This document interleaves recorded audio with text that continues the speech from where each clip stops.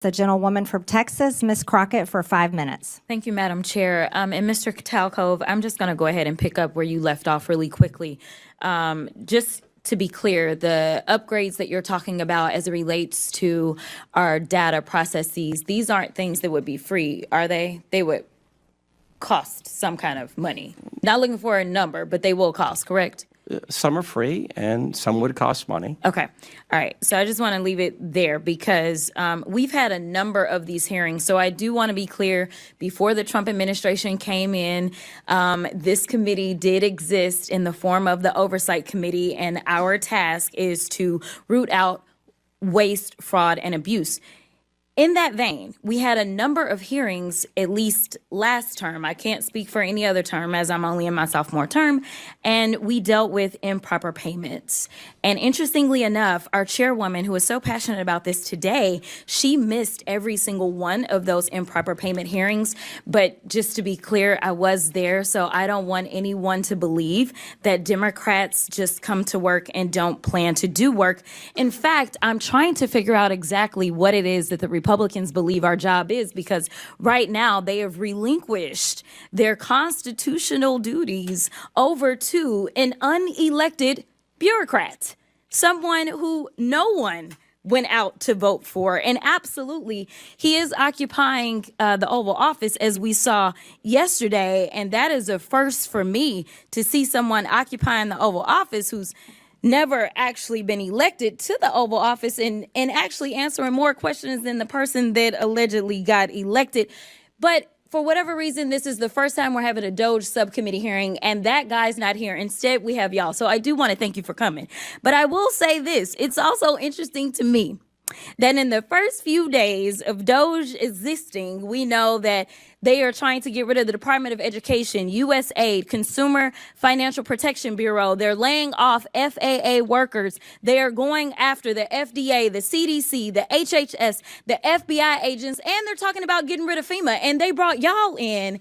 And I am going to say that I actually was shocked that there was only one person that seemed like he was an overt Trumper as you laid out your opening remarks, because I anticipated that at least one of y'all would say, yes, what Elon is doing is exactly what we would prescribe. But instead, I will applaud you because you actually were focused. You talked about what the American people are looking for us to do. We've actually consistently on this side of the aisle promoted this idea of making investments into technology so that we can do things such as, say, look at the Department of Defense. The Department of Defense that takes up approximately 50% of our discretionary income, or our discretionary spending. Approximately 50% goes to Department of Defense. Department of Defense has not been able to pass an audit in the last 6 audits, and we're not talking about pennies. I understand that we want everything to be perfect, and if we could get all waste, fraud, and abuse out, that would be fantastic. But let me talk about the big numbers. The big numbers are on that side. When we look at, say, our entire workforce, our federal workforce, as we're trying to somehow fire all of them, they don't even make up a total of 5%. It's even less than that when we look at our budget. But let's talk about defense.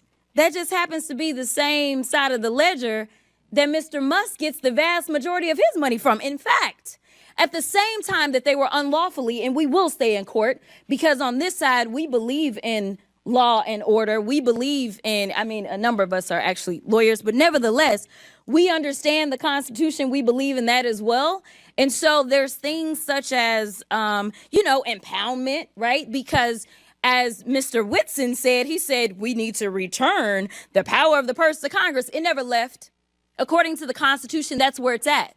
Now, I know that people are confused right now because for whatever reason, we had a guy that went in, and you talk about people invading our data. Listen, people said that they were upset about TikTok, but I'm upset about the guy that runs Twitter, who for sure is doing nefarious things, because I don't understand, if you are trying to conduct audits and figure out where the waste, fraud, and abuse is, I don't know why you would go to some tech guy. In fact, it was only techies that were sitting there at inauguration. We didn't have auditors. I would welcome auditors to come in and do forensic audits. In fact, he sat there in the Oval Office yesterday and he admitted that he was lying and he was using his propaganda machine to do it when he said that we sent millions of dollars to Gaza for condoms. That was a lie. So let me tell you something. The We were gentlelady's duly time elected, has expired. And it is time for The us gentlelady's to do time our has job expired. and rein in this rogue actor known The gentlelady's as time has expired. I now recognize the gentleman from Missouri, Mr. Burleson.